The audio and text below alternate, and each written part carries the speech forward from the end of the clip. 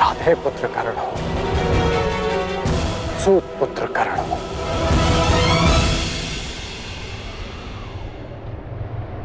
तुम राधे नहीं हो अंगराज,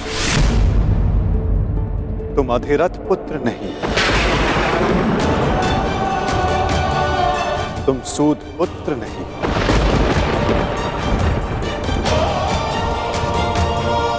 तुमने कभी ये नहीं सोचा कर्ण कि एक सूत पुत्र के शरीर पर दिव्य स्वर्ण से मणित कवच और कुंडल क्यों है?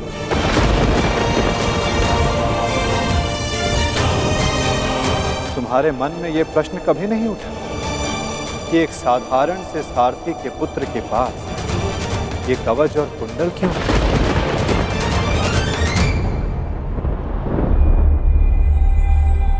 क्या तुम ये सोचकर कभी व्याकुल नहीं होते कर्ण कि तुम शेष से इतने भिन्न क्यों हो? तुम सूर्य पुत्र कर्ण, सूर्य पुत्र कर्ण, सूर्य पुत्र कर्ण, सूर्य पुत्र कर्ण।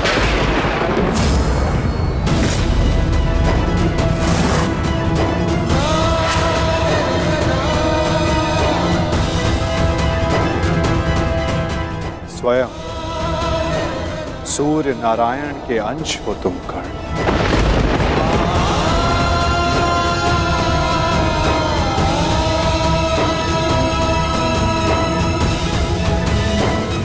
यह सत्य है, मेरे पिता अधिरथ हैं और मेरी माता राधा। सत्य से भागो मत कर्ण, और सत्य यही है कि अधिरथ तुम्हारे पालक पिता हैं। तुम उन्हें गंगा किनारे मिले थे, कभी सोचा नहीं कि क्यों सूर्य का तेज तुम्हारे मुखमंडल पर रहता है? कभी अनुभव नहीं किया मित्र कि क्यों सूर्य का ताप तुम्हारे शरीर पर स्निग्धता का अनुभव कराता है? तब भी समझ नहीं आया तुम्हें जब दिग्विजय करते समय पांचाल युद्ध में क्यों शत्रु पक्ष पर सूर्य देव का ताप बरस रहा था? क्योंकि तुम अधिरथ पुत्र नहीं, तुम सूर्य देव का आशीर्वाद हो कर्ण।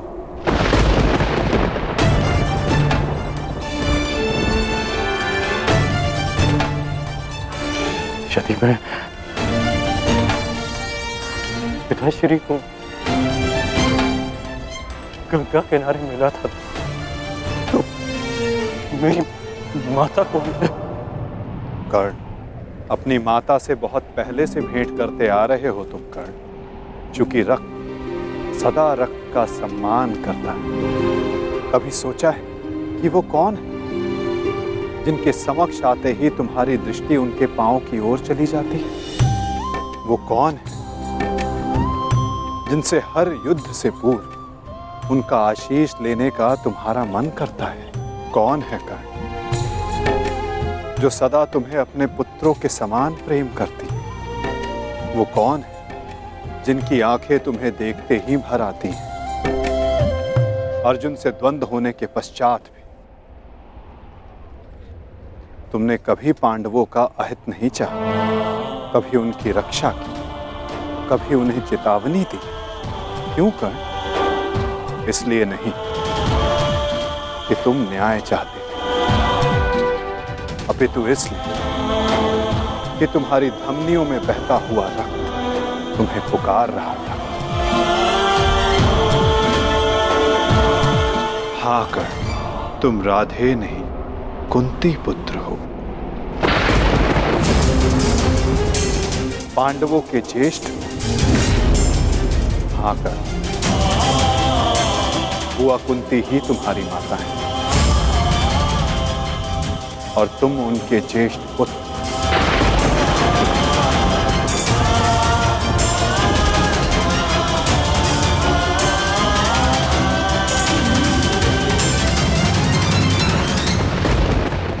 ये सत्य नहीं है।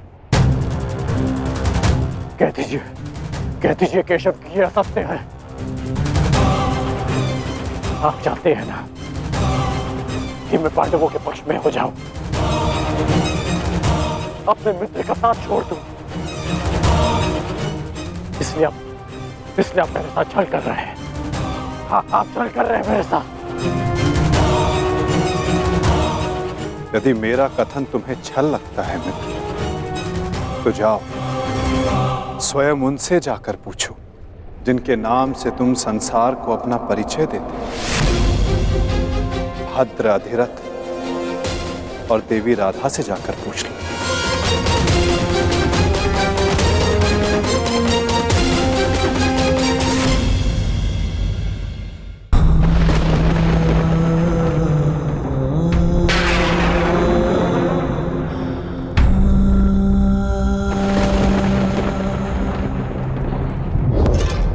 आ गए? उचित समय पर पहुंच गए। आओ भीतर आओ।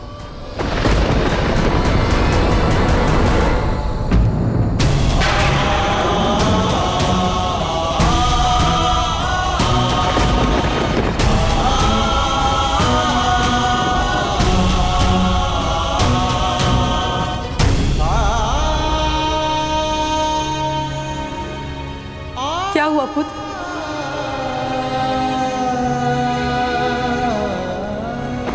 तुम राधे नहीं हो अंगराज, तुम सूर्य पुत्र कर्ण हो।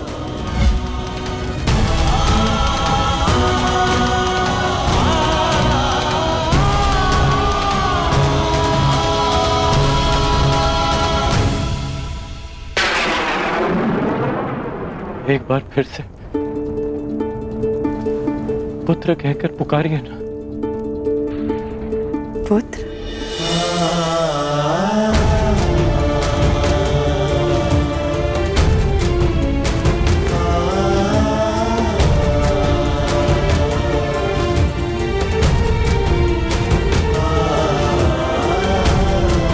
क्या हुआ पुत्र?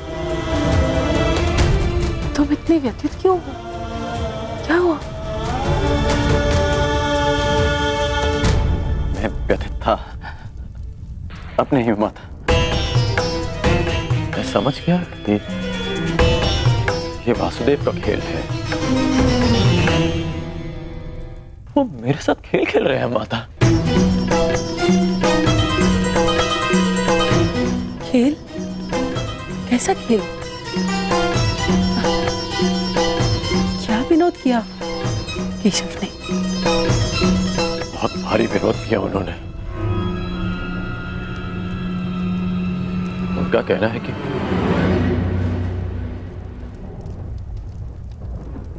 आप दोनों मेरे बालक माता पिता हैं।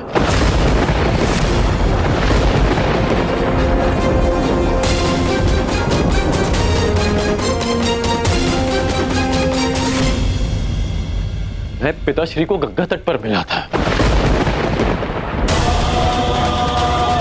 कि सूर्यदेव मेरे पिता है और माता कुंती मेरी माता।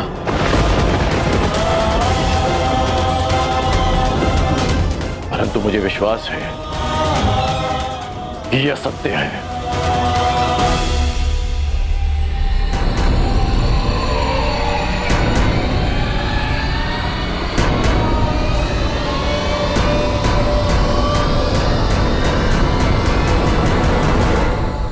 ये असत्य है ना?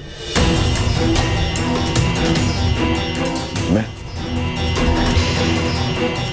आप ही का पुत्र हूं।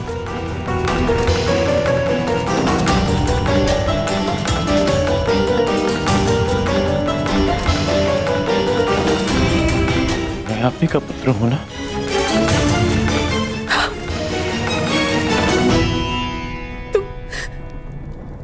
तुम मेरे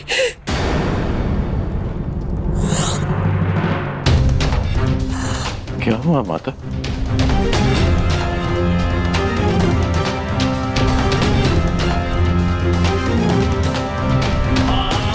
क्या हुआ पिताश्री?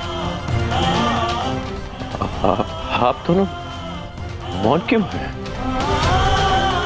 कहिए ना कि आप ही मेरी माता है। कहिए ना कि मैं आपका पुत्र हूँ। कहिए ना कि आप मेरी माता है। कहिए ना कि आप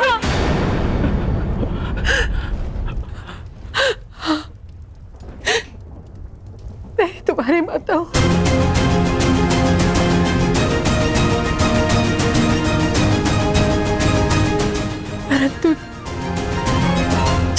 बात ही नहीं।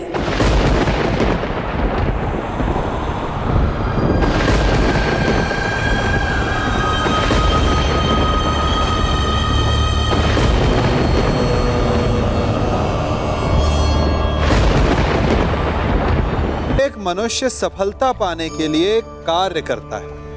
कुछ सफल होते हैं, कुछ नहीं होते, और जो सफल नहीं होते वो सदा अपनी असफलता का कारण या तो अपनी परिस्थितियों को बताते हैं या अपने सहयोगियों को दोषी ठहराते हैं। परंतु क्या वास्तविकता में ऐसा ही होता है? क्या कोई परिस्थिति या कोई व्यक्ति किसी की असफलता का कारण बन सकते हैं? उत्तर हाँ भी है और ना भी। कैसे? आप इस तितली को देख रहे हैं? आपने एक मक्खी को भी देखा होगा। प्रकृति ने दोनों को समान गुण दिए हैं रस पान करने का। एक तितली फूलों पर जाकर उसका रस लेती और इस अवस्था में नए फूल खिलने की व्यवस्था भी करती है। और मक्खी घाव पर बैठती, घाव को सड़ाती है और रोग भी फैलाती। यदि इसमें किसी बात का अंतर है तो केवल सोच का। यदि आप उचित मार्ग चुनेंगे तो आपको सफलता मिलेगी, आप में उत्साह बढ़ेगा, और यदि आप अनुचित मार्ग चुनेंगे तो आपको असफलता मिलेगी, निराशा मिलेगी। अब उचित मार्ग चुनना है या अनुचित मार्ग, ये निर्णय तो आप पर निर्भर करता है। मैं सदा प्राधिकरण ही कहलाऊंगा।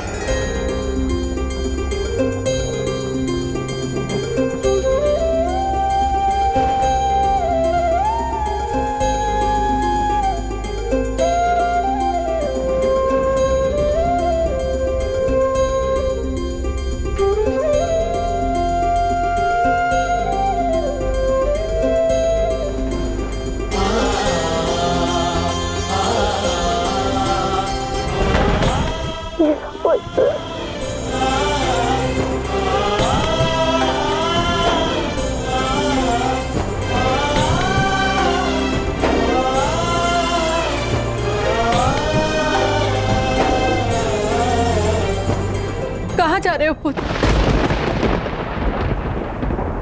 उनके पास जो मेरे प्रश्नों से भयभीत होकर छिपकर बैठे हैं, सूर्य देव के पास।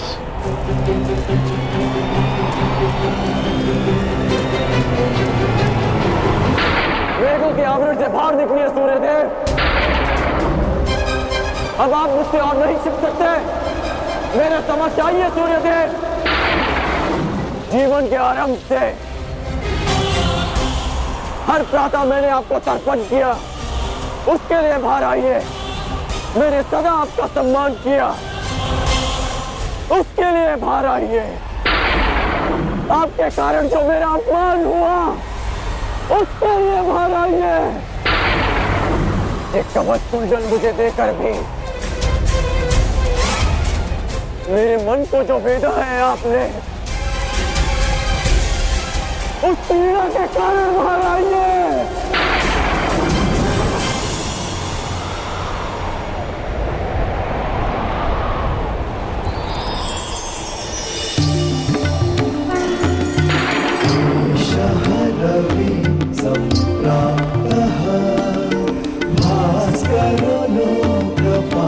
उत्कर्ण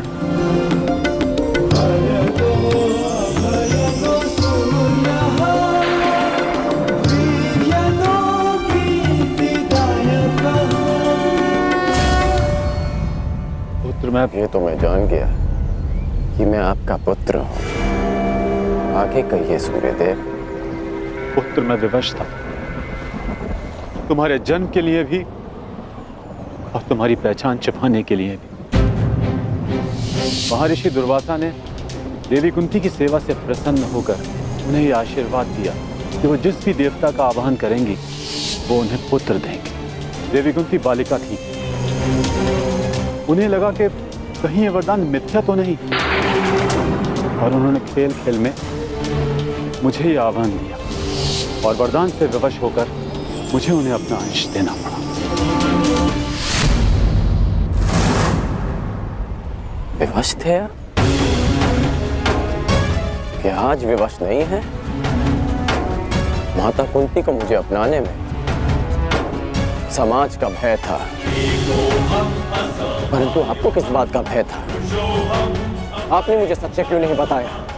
संसार भर को प्रकाश देने वाले ने अपने ही अंश को अंधकार में रखा। क्यों? जब संसार मुझे सूत पुत्र कहकर नीचा दिखाता रहा, तब आपकी दृष्टि क्यों नहीं झुकी? जब सब मुझसे मेरा अधिकार छीनते रहे, तब आपके अहंकार को ठेस क्यों नहीं पहुंची? क्यों तब तक आप मेरी प्रतीक्षा करते रहे, जब तक मुझे स्वयं ज्ञात नहीं हो गया कि मैं आपका पुत्र हूं? क्यों मुझसे सत्य को दूर रखा आपने? क्यों? मैं मानता हूं कि मैंने तुम्हें सत्य से दूर रखा, परंतु मैं सदैव तुम्हारे साथ था। मैं नहीं चाहता था कि समाज को इस बात का ज्ञान हो। मैंने तुम्हें ये कवच और कुंडल इसलिए दिए ताकि तुम अपने हृदय को और भी अधिक बलशाली बना सको। तुम्हें समाज की कठोरता को सहने की शक्ति मिले। मुझे क्षमा कर दो। आपके अश्रु मुझे सांत्वना नहीं दे रहे, अपितु भान करा रहे हैं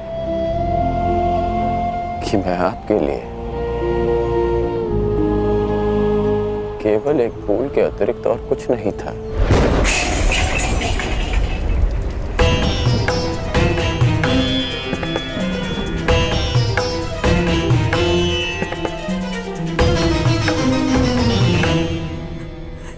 हे ईश्वर,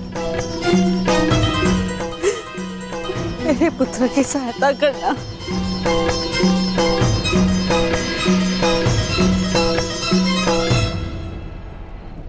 जो स्वयं की सहायता करना जानते हैं, ईश्वर भी उन्हीं की सहायता करते हैं बुआ।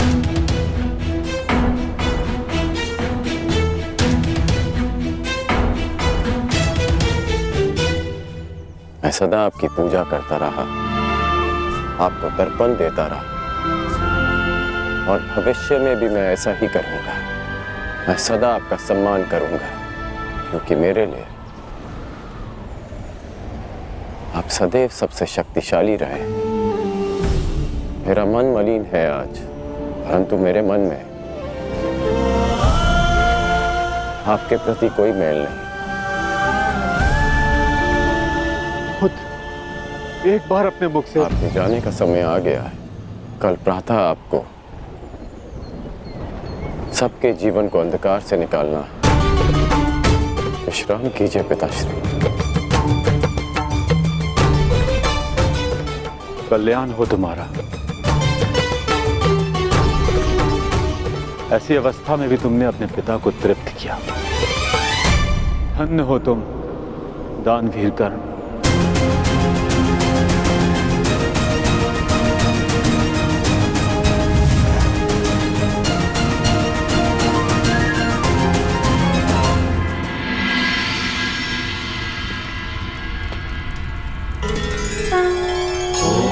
अब आप और कितना व्यथित रहेंगी बुआ? आप अपने कर्मों को संसार से छिपा सकती हैं, परंतु अपने कर्मों के फल को आप स्वयं से और कितना छिपाएंगी?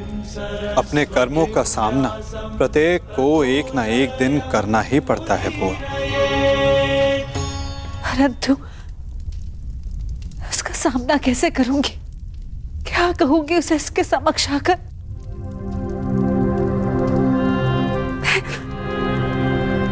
मैं कैसे उसे समझाऊंगी कान्हा? क्या ये सब इतना सरल है?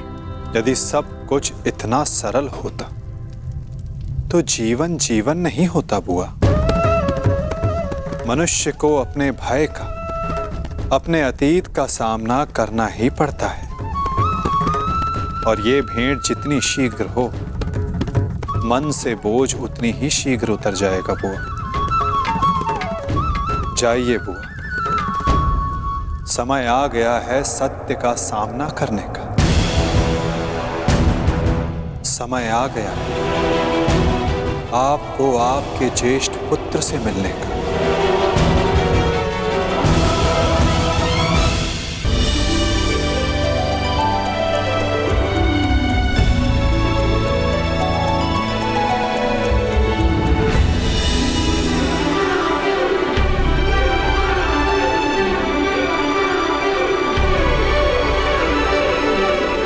भ्रातागण, आप मत्स्य को लक्ष्य बना रहे हैं?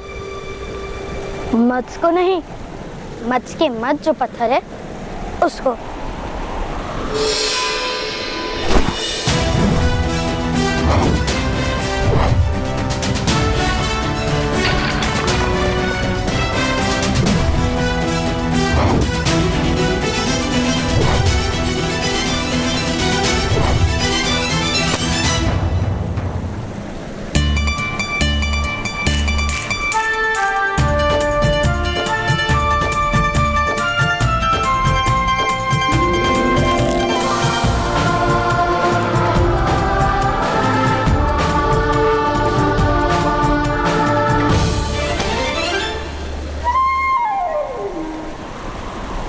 प्रयत्न करो।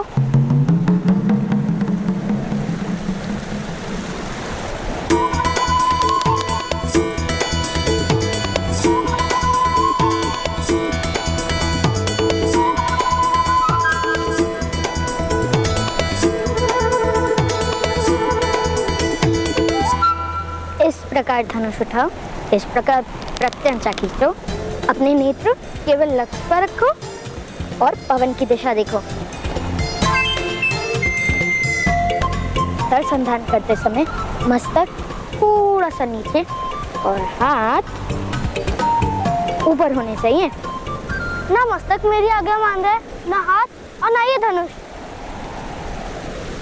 मुझे लगता है मेरे कारण आपको माता का प्रेम कभी प्राप्त नहीं होगा। प्रयत्न करते रहो शोन, उस प्रयत्न से क्या लाभ होगा उसकी चिंता छोड़ दो। जाओ शोन, अब तुम फिर से प्रयत्न करो।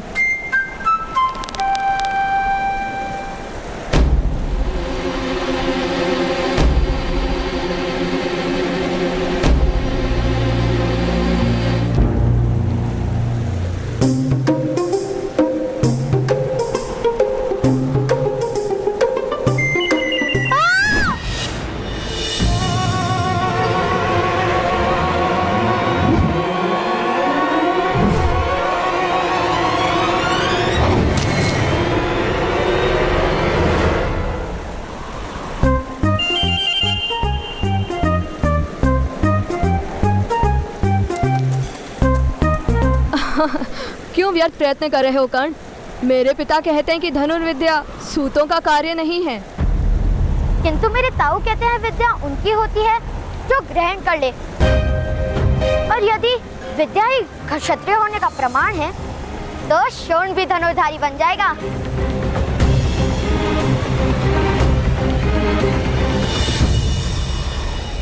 कर्ण के सामर्थ्य को समाज स्वीकार नहीं करेगा। सामर्थ्य कभी स्वीकार की याचना नहीं करता, नए समाज की रचना करता है। प्रार्थना नहीं, परिवर्तन करता है।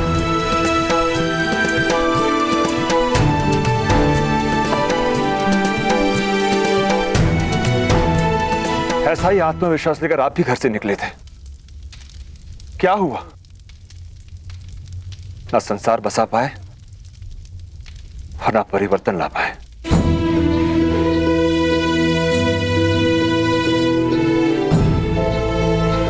क्योंकि मुझ में सामर्थ्य कम था।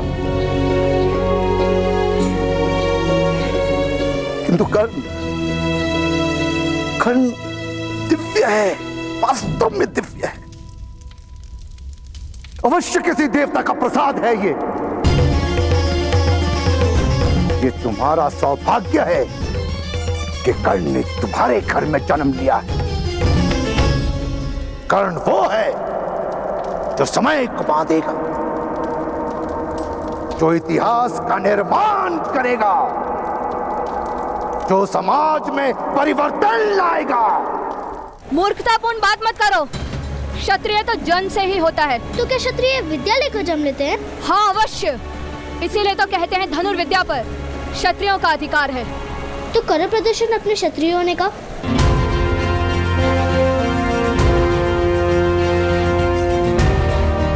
उस पेड़ से फल लाकर दिखाओ। मत्स्य के मत से तुम्हें अपने बाण का मार्ग बनाना पड़ेगा।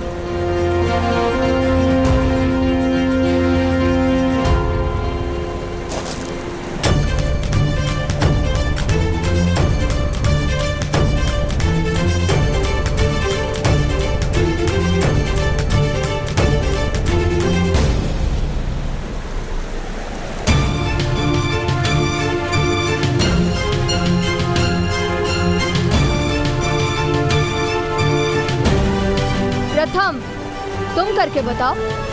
किंतु शोण अभी क्षत्रिय नहीं बना, उसकी विद्या भी पूर्ण नहीं हुई। किंतु तुम तो क्षत्रिय हो, तुम तो विद्या लेकर जन्मे हो, तुम ही लक्ष्यभेद कर दो। नहीं, मैं लक्ष्य भेद नहीं कर सकता। अर्थात तुम क्षत्रिय नहीं हो। तुम क्या मेरे साथ प्रतियोगिता करोगे? पहले तुम मेरे भ्राताश्री को पराजित करके दिखाओ।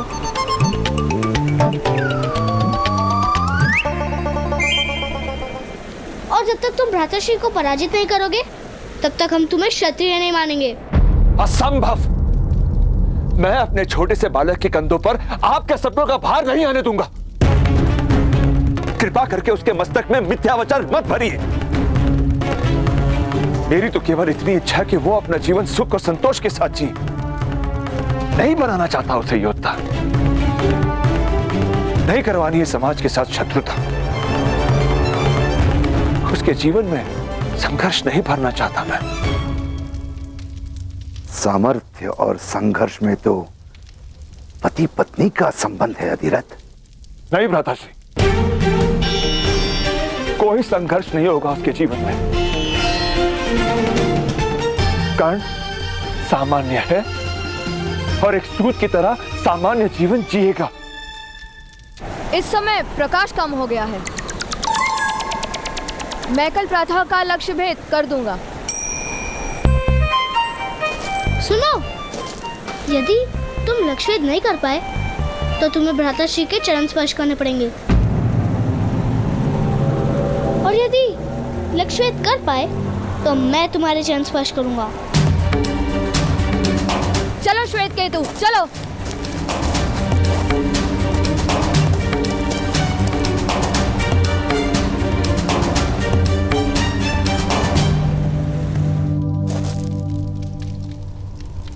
एक सूत के हाथ में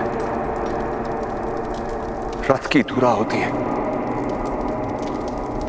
धनुष नहीं। ताऊ ताऊ, वो उत्तम है ना? हाँ, कल प्रातःकाल उस उत्तम के साथ भ्राताश्री की प्रतिस्पर्धा निश्चित हुई है। आप चलेंगे ना हमारे साथ? भ्राताश्री और उत्तम धनुष से लक्ष्य भेद करेंगे, और जब उत्तम पराजित हो जाएगा तब वो भ्राताश्री के चरण स्पर्श करेगा। अरे वाह!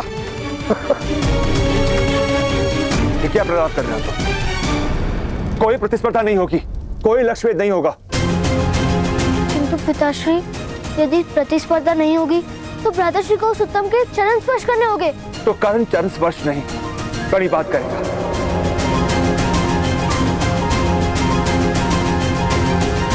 किंतु तुम दोनों मेरा आदेश नहीं टालोगे। कल प्रातःकाल कर्ण धनुष को हाथ नहीं लगाएगा।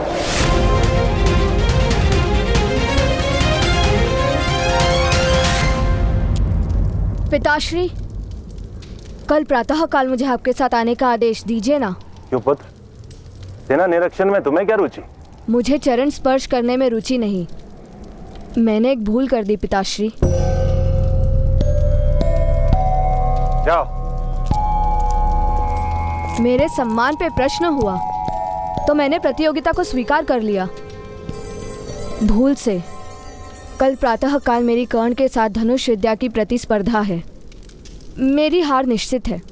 वो सूतपुत्र अब भी ये साहस उसके पिता को चेतावनी दी थी, फिर भी यदि उसने कल धनुष का स्पर्श किया तो जीवन भर उस साहस के लिए पछताएगा।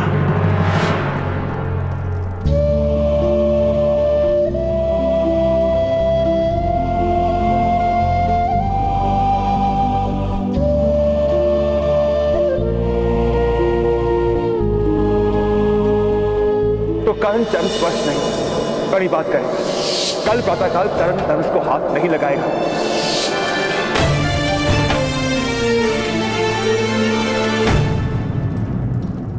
तुम्हारी ओर से मैं उत्तम के चरण स्पर्श करूंगा। शोन,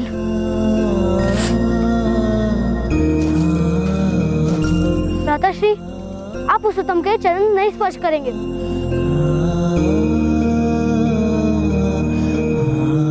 आपको प्रतियोगिता करनी ही पड़ेगी। पिताश्री का आदेश नहीं टाल सकते हम।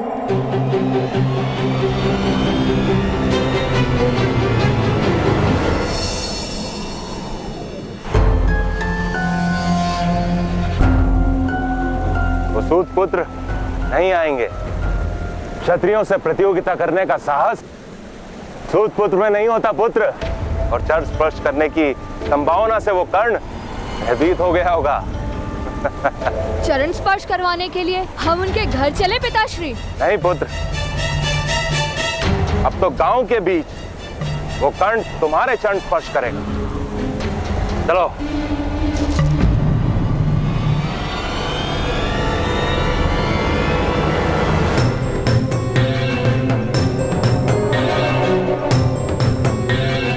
चलिए भ्राता, बाहर चलते हैं। प्रतियोगिता को स्वीकार किया है तो उसे पूर्ण भी करना होगा। पीछे नहीं हट सकते हम। तुम पर लांछन लगेगा।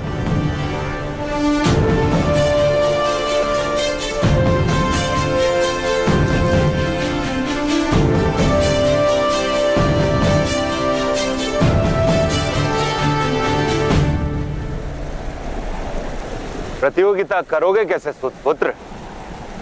तुम्हें तो धनुष चलाने का अधिकार ही नहीं है। उचित कह रहे हैं आप। पिताश्री ने हमें धनुष चलाने की अनुमति नहीं दी। अंत में तुम्हारे पिता को सत्य के दर्शन हो ही गए। आओ शोण, मेरे चरण तुम्हारी प्रतीक्षा कर रहे हैं।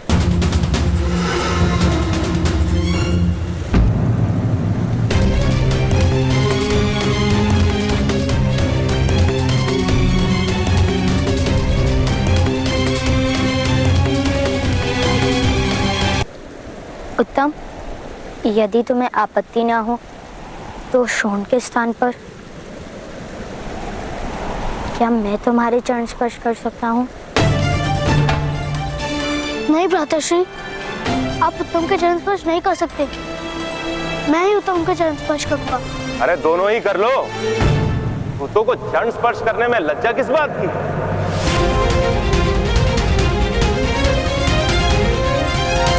क्षत्रियों के चरण स्पर्श करके अपने वास्तविक स्थान को स्वीकार करो।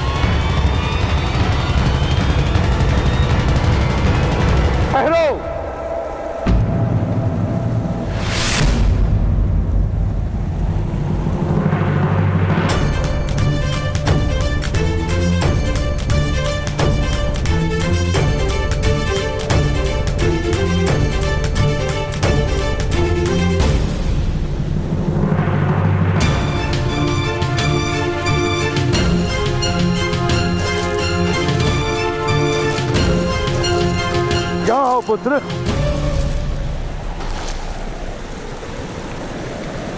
मध्यम महोदय, जब सूतों को धनुष स्पर्श करने का अधिकार ही नहीं, तो प्रतियोगिता का आवाहन ही मिथ्या था।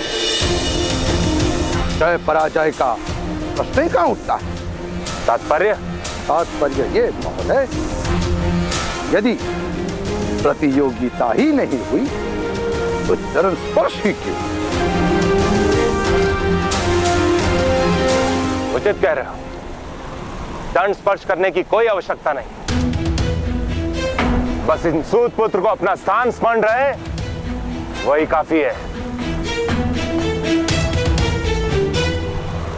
चलो तब। किंतु आपके पुत्र को तो धनुष स्पर्श करने का अधिकार है ना? ये यदि उसने लक्ष्य वेद नहीं किया तो उसे कर्ण के चर स्पर्श करने होंगे। आओ आओ पुत्र उत्तम, आओ, कर्ण के चरण स्पर्श करो या लक्ष्य वेद करो। जाओ पुत्र, लक्ष्य भेद करो, जाओ।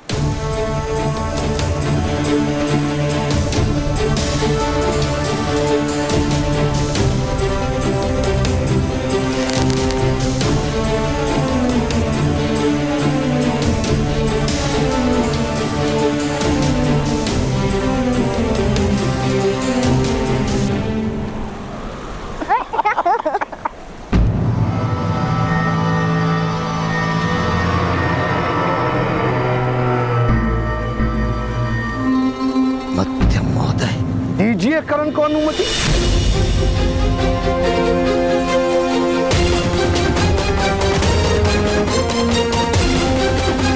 कर्ण को अनुमति। पिताश्री ने हमें धनुष चलाने की अनुमति नहीं दी। अनुमति दी। आओ कर्ण, धनुष स्पर्श करो। जाओ पुत्र कर्ण, अपने सामर्थ्य का ज्ञान दे दो मध्यम महोदय को। नहीं तो पिताश्री ने धनुष स्पर्श करने की अनुमति नहीं दी।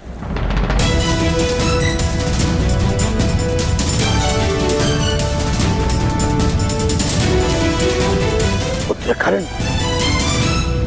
ईश्वर ने 2 हाथों के साथ 2 पैर भी तो दिए हैं। तुम्हारे पिताश्री ने तो केवल हाथों से धनुष ना स्पर्श करने का आदेश क्या है?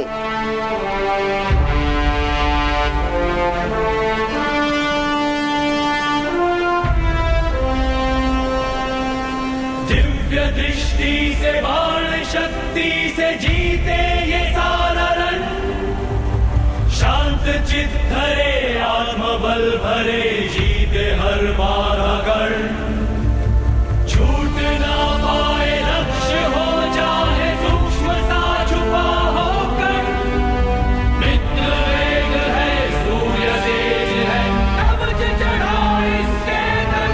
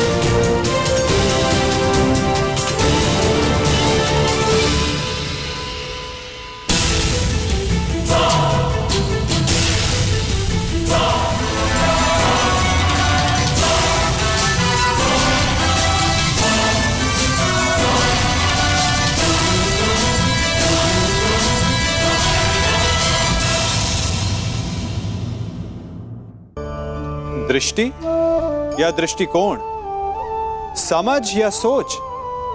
सामान्यतः मनुष्य की दृष्टि और सोच में अधिकतर वो वस्तु, वो घटनाएं, वो भाव श्रेष्ठ हैं जो हमें आनंद दें, और जो हमें आनंद नहीं देते उन्हें हम दुखदाई मान लेते हैं। परंतु दृष्टिकोण और सोच को यदि एक भिन्न कोण से देखें तो परिस्थितियां भिन्न सिद्ध हो सकती हैं। जिस प्रकार भीषण गर्मी हमें सुहाती नहीं, परंतु वही गर्मी सागर और नदियों के जल को वाष्पित करती है और हमें मनोरम वर्षा का आनंद देती है, उसी प्रकार भीषण परिश्रम के पश्चात हमें सफलता मिलती है। भीषण परीक्षा के पश्चात हमें हमारा लक्ष्य मिलता है। तो सदा स्मरण रखिएगा कि दुख और पीड़ा से भागे नहीं, क्योंकि यही भविष्य में आने वाले सुख का मूल है।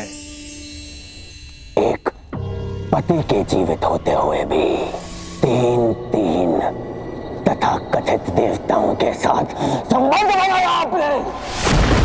बस करो, ये मेरी माता है।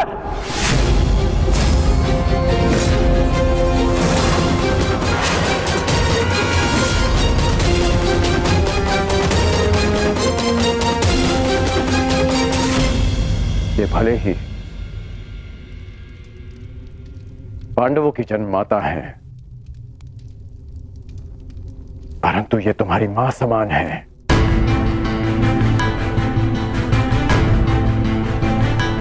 ये मेरी मां समान है।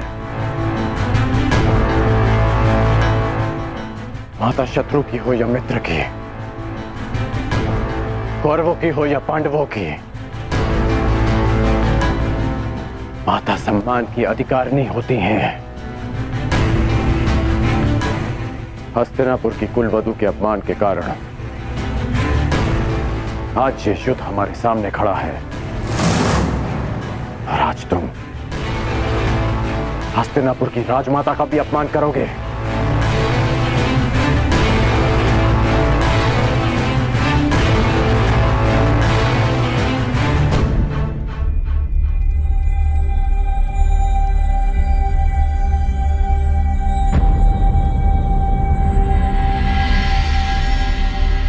मैं बताता हूं कि हमारे मध्य क्या बात हुई थी। माता कुंती मेरे पास आई थी अर्जुन की सुरक्षा का वचन मांगने, और तुमने उसे स्वीकार कर लिया। ये स्वयं तुम उन्हीं से पूछ लो। बताइए राजमाता, मेरा क्या उत्तर था?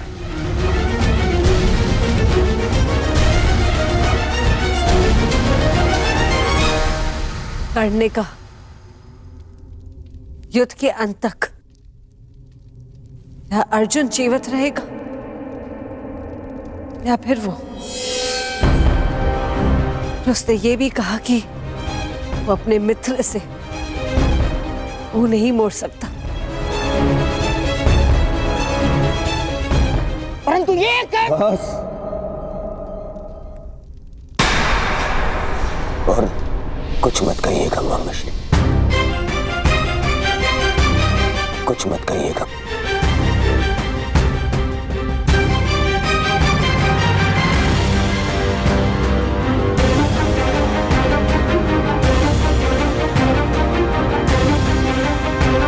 क्षमा, क्षमा कर दीजिए राजमाता। अपने अपशब्दों के लिए मैं क्षमा प्रार्थी हूं। क्रोधवश में मैं स्वयं से नियंत्रण खो बैठा था। मुझे क्षमा कर दीजिए माता।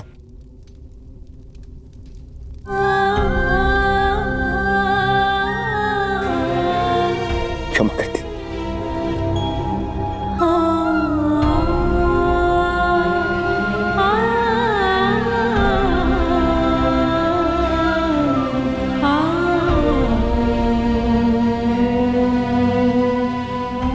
अब आज्ञा दीजिए युवराज। अब जब भी आपका आदेश आएगा तो आपका ये सेवक अपने प्राण थाली में सजाकर आपको अर्पित करने के लिए सामने आ जाएगा। बस एक निवेदन है कि फिर से मुझे निष्ठाहीन, कायर और द्रोही मत कहिएगा।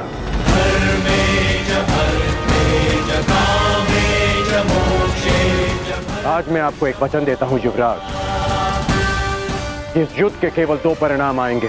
पहला, इस युद्ध के पश्चात आपके शीश पर राज मुकुट होगा,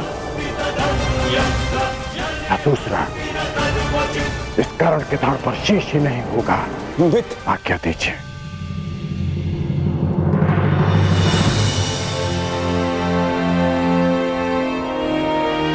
क्षमा कर दो मुझे, क्षमा कर दो।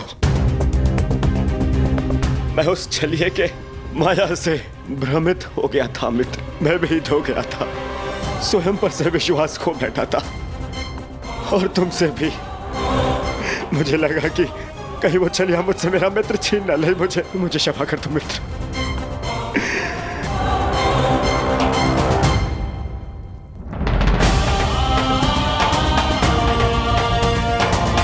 बस मित्र, बस।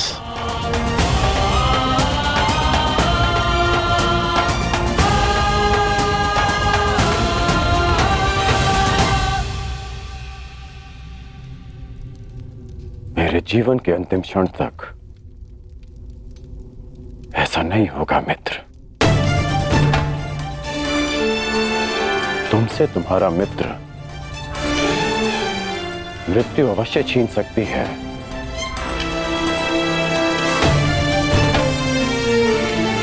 परंतु तुम्हारी मेरी मित्रता कोई नहीं छीन पाएगा।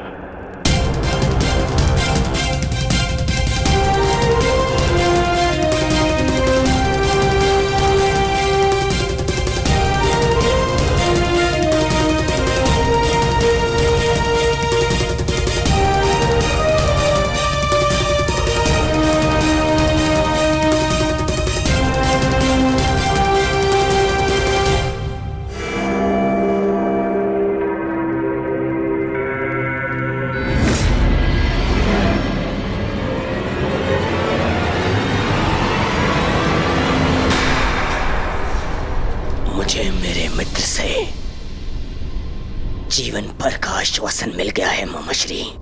अब कभी मेरे मन में मेरे मित्र के विरोध में विष भरने का प्रयास मत करना। मेरा मित्र मेरे साथ है।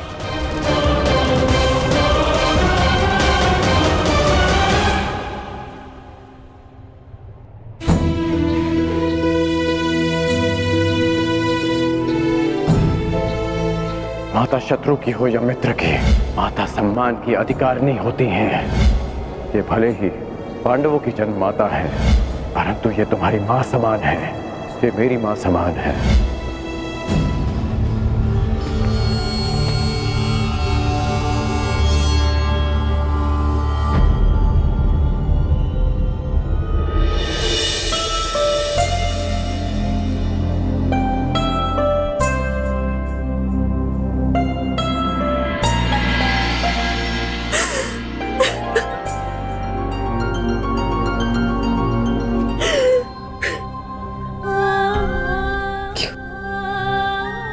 तुमने ऐसा क्यों नहीं सत्य बताया दुर्योधन को? माता अपना कर्तव्य निभाने में असफल रहे, इसका अर्थ ये नहीं कि एक पुत्र भी अपना धर्म भूल जाए। पुत्र होने के नाते माता के सम्मान की रक्षा करना मेरा धर्म था। यदि सत्य सबके समक्ष आ जाता, यदि मैं आपको सत्य कहने से नहीं रोकता, तो केवल आप इस राज परिवार में अपना सम्मान नहीं खोती, अभी तुम्हें भी स्वयं अपनी ही दृष्टि में गिर जाता है।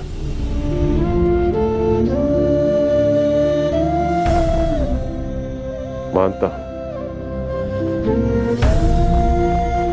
कि मैं आपसे शुद्ध हूं, परंतु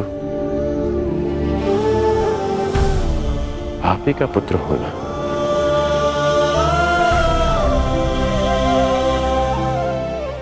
कर्मबद्ध हूं, पर धर्मबद्ध भी।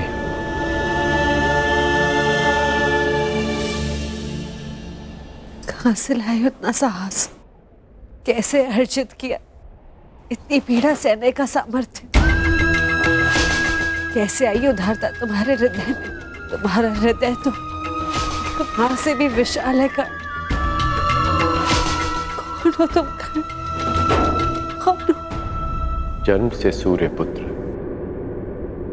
कौन्तेय, परंतु कर्म से एक सूत पुत्र राधे कर्ण।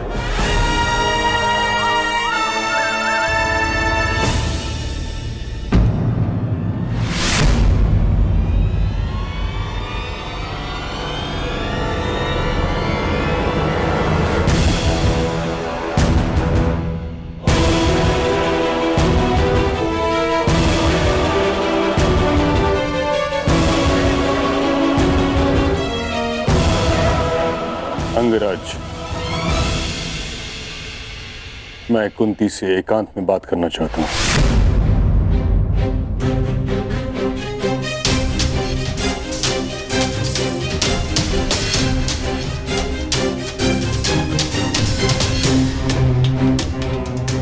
अवश्य।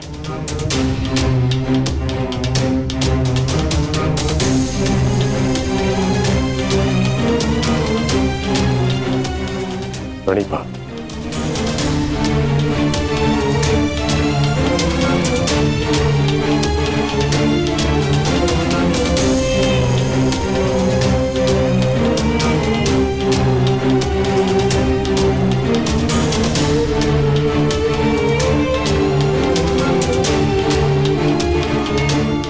ताजश्री, क्षमा चाहती हूँ।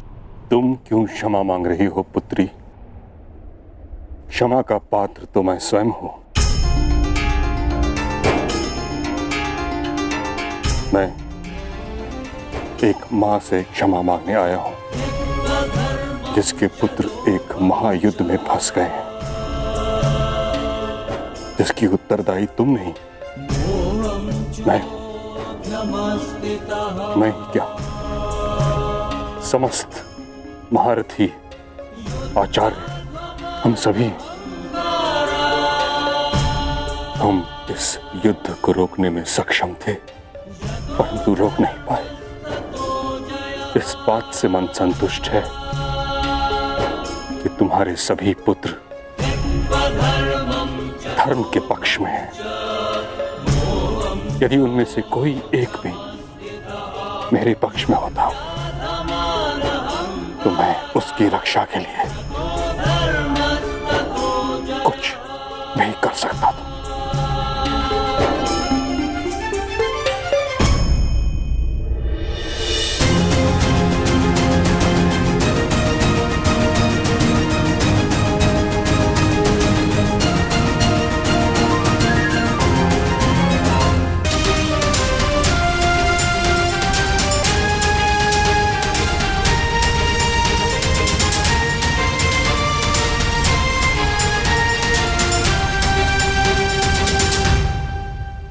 मां प्रेम करती है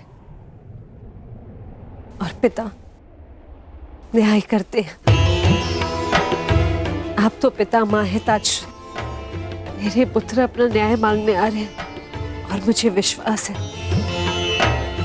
जो न्याय संगत होगा पितामह वही करेंगे।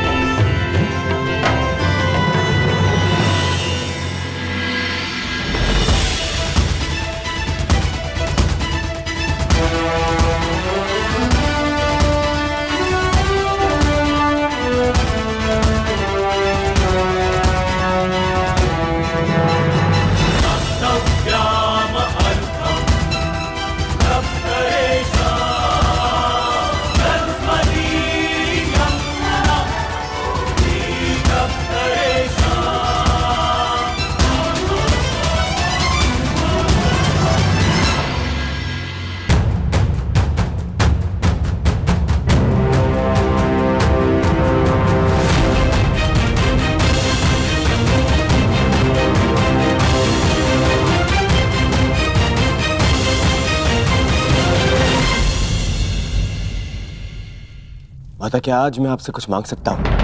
हाँ पुत्र, अवश्य। जिस युद्ध में मैं आज जा रहा हूँ माता, वहां या तो मैं विजयी होके लौटूंगा और या फिर वीर गति को प्राप्त हो जाऊंगा। जीवित वापस आने की और वीर गति को पाने की संभावनाएं समान है माता। यदि जीवित वापस आया तो कोई बात नहीं, परंतु वीर गति पाई तो सदा एक घाव मन में रह जाएगा माता। घाव की मेरी माता ने कभी मुझे देखा ही नहीं और मृत्यु के पश्चात भी उन्हें मेरा मुख स्मरण ही नहीं होगा। माता, बस एक विनती है, युद्ध से पूर्व एक बार, बस एक बार मुझे अपनी दृष्टि से देख लीजिए माता। बस एक बार अपनी माता की ममता भरी दृष्टि अपने आप के ऊपर डालना चाहता हूं माता। मैं जानता हूं पिताश्री के लिए ये संभव नहीं है माता, परंतु आप तो एक बार मुझे देख ही सकती माता। आपकी कृपा दृष्टि मेरे लिए आशीर्वाद होगी माता। बस एक बार।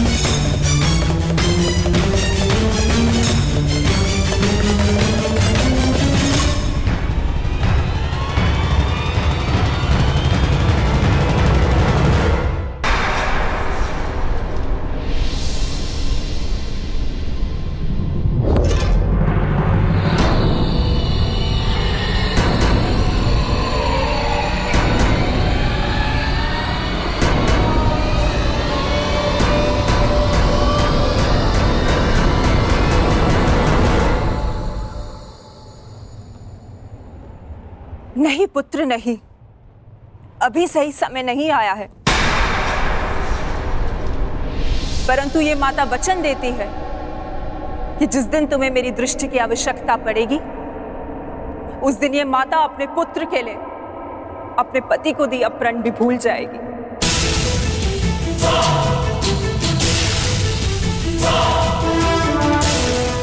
जाओ पुत्र जाओ, जाओ और एक दूसरे का रणभूमि में ध्यान रखना, क्योंकि वहां तुम सब ही एक दूसरे के माता, पिता, बंधु एवं सखा होगी।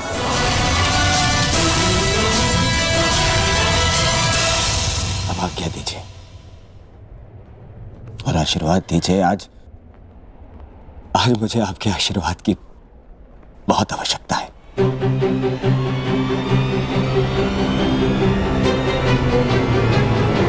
कल्याणमस्तु पुत्र, तुम सभी का कल्याण।